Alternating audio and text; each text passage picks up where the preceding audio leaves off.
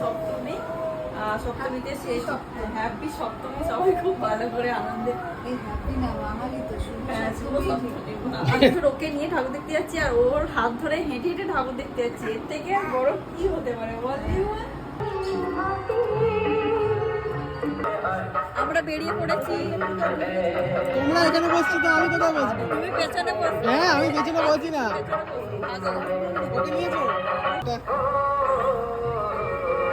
শ্রীরামপুর যাবো। শ্রীরামপুর গাড়িতে গাড়িতেই ঘুরছি। দেখি কোথাও যাওয়া যেতে পারে।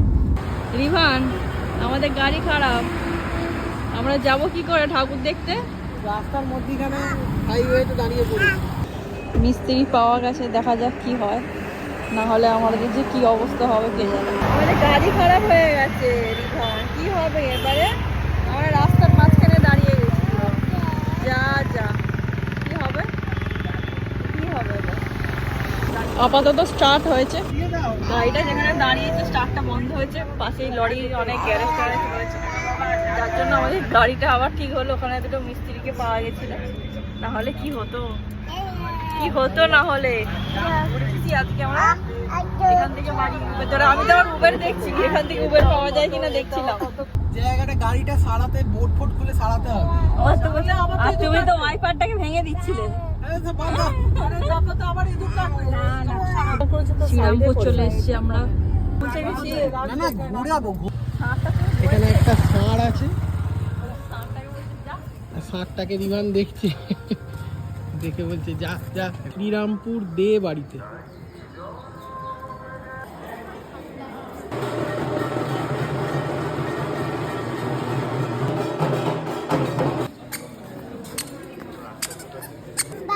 রিভান এখানে এসে বন্ধ করে নিয়েছে দুটো।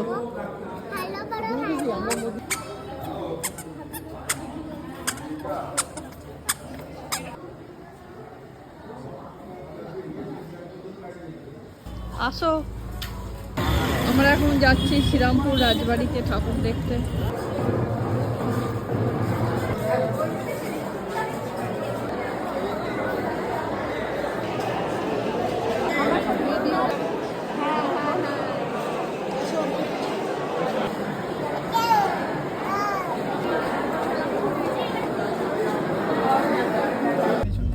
আমাদের দুটো রাজবাড়ি ঘোরা হয়ে গেছে, এখন আমরা বাড়ি যাচ্ছি।